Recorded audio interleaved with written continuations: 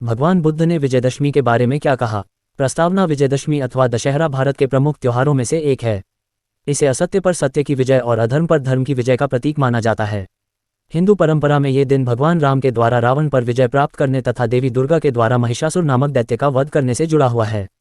लेकिन जब हम इसे बुद्ध दृष्टि से देखते हैं तो प्रश्न उठता है, भगवान बुद्ध ने विजयदशमी के बारे में क्या कहा? बुद्ध का जीवन और उनका धम्म प्रत्यक्ष रूप से किसी धार्मिक पर्व या युद्ध विजय पर आधारित नहीं है, बल्कि आंतरिक संघर्ष और आत्मविजय पर आधारित है। अतः बुद्ध की दृष्टि में विजय का अर्थ बाहरी शत्रुओं पर विजय न होकर अंदर के क्रोध, लोभ और मोह पर विजय है। इस लेख में हम विस्तार से समझेंगे कि बुद्ध ने विजय की व्याख्या कैसे की, क्या विजयदशमी जैसे पर्व उनके विचारों से मेल खाते हैं, आधुनिक समाज में बुद्ध दृष्टि से विजयदशमी का क्या महत्व है। भाग 1: पारंपरिक विजयदशमी और बौद्ध दृष्टिकोण। हिंदू परंपरा में विजयदशमी का महत्व इस बात पर आधारित है कि इस दिन बुराई का अंत हुआ और अच्छाई की स्थापना हुई। राम ने रावण का वध किया, दुर्गा ने महिषासुर का संहार किया। लोग इस दिन शस्त्र पूजन करते हैं, व्यापार प्रारंभ करते हैं और इसे शुभ मानते हैं। परंतु बौद्ध दृष्टिकोण से देखा जाए तो बुराई का असली रूप कोई बाहरी व्यक्ति या राक्षस नहीं है, बल्कि हमारे भीतर मौजूद क्लेश हैं। रावण का प्रतीक है काम, महिषासुर का प्रतीक है अज्ञान और अहंकार। बाहरी युद्ध से बड़ी विजय है आंतरिक युद्ध की जीत। बुद्ध ने कहा था, सच्चा विजेता वही है जो स्वयं को जीतता है। धम्मपद, श्लोक 103, भाग 2। बुद्ध की विजय की परिभाषा: बुद्ध ने कभी हिंसा, युद्ध या रक्तपात को विजय नहीं माना। वे कहते हैं, 1000 बार 1000 शत्रुओं को युद्ध में जीतने से बड़ा विजेता वह है जो एक बार स्वयं को जीत ले। यह आत्मविजय ही वास्तविक विजयदशमी है। इसलिए यदि हम बुद्ध की दृष्टि से विजयदशमी को देखें तो इसका अर्थ होगा कामवासना पर विजय, क्रोध पर विजय, मोह और अज्ञान पर विजय, अहंकार पर विजय। यानी विजयदशमी केवल बाहरी त्योहार न रहकर आंतरिक साधना का पर्व बन जाता है। भाग 3: धम्मपद और विजय की शिक्षा। धम्मपद, जो बौद्ध वचनों का संकलन है, उसमें विजय को लेकर कई गहन बातें कही गई हैं। शत्रु पर नहीं, स्वयं पर विजय, यही बुद्ध का मूल संदेश है। अहिंसा ही सबसे बड़ी शक्ति है। बुद्ध ने कहा कि यदि आप क्रोध को क्रोध से नहीं बल्कि करुणा से शांत करें तभी असली विजय है। धैर्य और क्षमा की शक्ति: बुद्ध की दृष्टि में क्रोध का उत्तर क्रोध नहीं बल्कि धैर्य और क्षमा है। यानी जिस दिन व्यक्ति अपने भीतर के नकारात्मक विचारों पर विजय पा लेता है, वही दिन उसका सच्चा विजयदशमी बन जाता है। भाग 4: बुद्ध और सामाजिक विजय। बुद्ध केवल व्यक्तिगत मुक्ति की बात नहीं करते थे, बल्कि समाज के लिए भी उनका संदेश उतना ही महत्वपूर्ण था।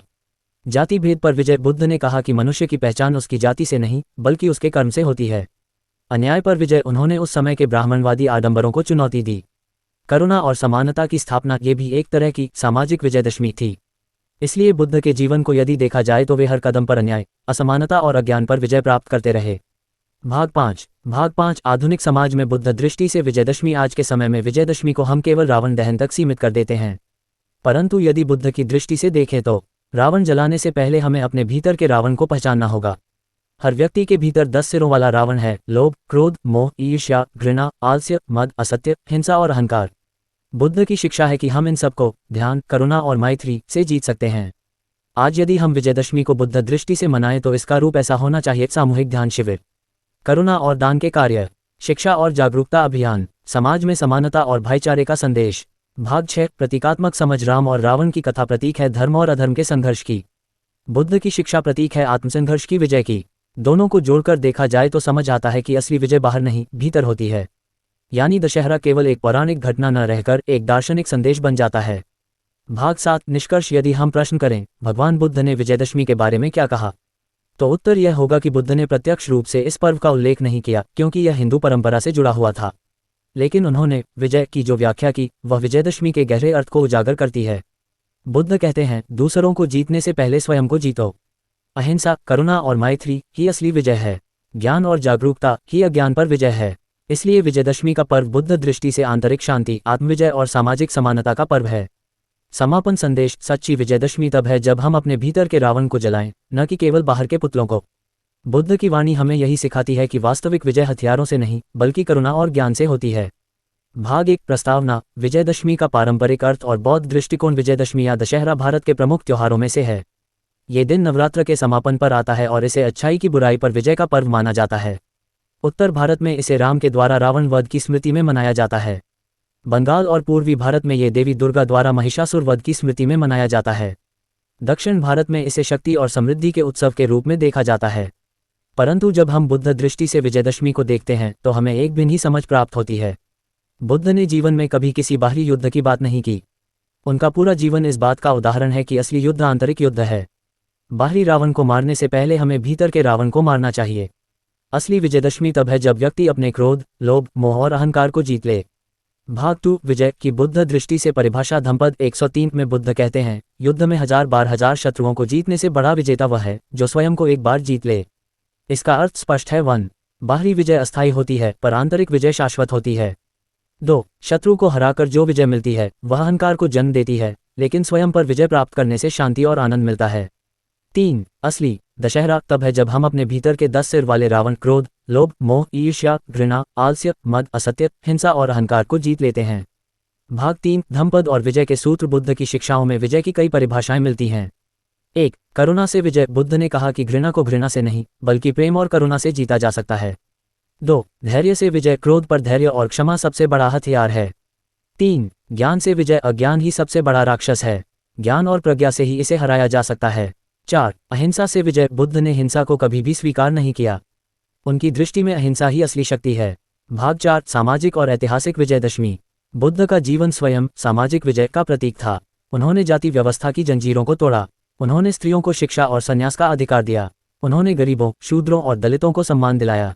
ये भी एक तरह की सामाजिक विजयदशमी थी। यानी जैसे राम ने रावण का वध किया, वैसे ही बुद्ध ने सामाजिक अन्याय और अज्ञान का नाश किया। भाग 5 आंतरिक रावण और बुद्ध की शिक्षा। रावण को केवल एक व्यक्ति या राक्षस के रूप में नहीं बल्कि मानव के भीतर बसे नकारात्मक गुणों के प्रतीक के रूप में समझना चाहिए। क्रोध बुद्ध ने धैर्य और मैत्री सिखाए, लोभ बुद्ध ने संयम और संतोष का मार्ग दिखाया, मोह बुद्ध ने प्रज्ञा और ध्यान का अभ्यास कराया। अहंकार बुद्ध ने अनात्मवाद, अनत्ता की शिक्षा दी। इस दृष्टि से देखा जाए तो दशहरा का पर्व केवल बाहरी पुतला दहन नहीं बल्कि आत्मसुधार की साधना का पर्व है। भाग 6 आधुनिक समाज में बुद्ध दृष्टि से विजयदशमी। आज का समाज कई समस्याओं से ग्रस्त है, भौतिक लोभ, धार्मिक कट्टरता, हिंसा और आतंक, सामाजिक असमानता। यदि हम बुद्ध दृष्टि से विजयदशमी मनाएं तो 1 हमें केवल रावण का पुतला जलाने के बजाय अपने भीतर के दोषों को जलाना चाहिए। 2 हमें करुणा, दान और सेवा के कार्य करने चाहिए। 3 हमें जाति, धर्म और भाषा के भेद मिटाकर समानता का संदेश फैलाना चाहिए। 4 हमें ध्यान और आत्मचिंतन से अपने भीतर शांति का निर्माण करना चाहिए। भाग 7 निष्कर्ष। यदि पूछा जाए भगवान बुद्ध ने विजयदशमी के बारे में क्या कहा, तो सीधा उत्तर यह है कि बुद्ध ने इस पर्व का प्रत्यक्ष उल्लेख नहीं किया क्योंकि यह हिंदू परंपरा का त्योहार था। लेकिन बुद्ध ने विजय की जो व्याख्या की वही विजयदशमी का गूढ़ संदेश है। असली विजय बाहर के युद्ध से नहीं बल्कि भीतर के युद्ध से मिलती है। रावण दहन तभी सार्थक है जब हम अपने भीतर के रावण को जलाएं। करुणा, प्रज्ञा और अहिंसा ही सच्ची विजयदशमी है। समापन संदेश। बुद्ध हमें यही सिखाते हैं कि विजयदशमी केवल एक पर्व नहीं बल्कि आत्मविजय का प्रतीक है। जब हम अपने भीतर की बुराइयों को हराकर करुणा, प्रेम और सत्य को स्थापित करते हैं तभी हमारी असली विजयदशमी होती है। नमस्कार। ये जो मैं वीडियो लेके आया हूँ, नया वीडियो, जिसका नाम है विजयदशमी। विजयदशमी पर भगवान बुद्ध क्या कहते हैं, इस वीडियो में वो जानकारी मिलेगी आपको। ये जानकारी आपको अच्छी लगी है तो मेरे चैनल को शेयर कीजिए और फॉलो कीजिए। और आप लोग कैसे हैं, कामना करते हैं आप लोग अच्छे होंगे। और ये विजयदशमी का त्यौहार आने वाला है, इसके लिए आपको सभी को मेरी तरफ से हार्दिक शुभकामनाएं। और लास्ट में जय भीम।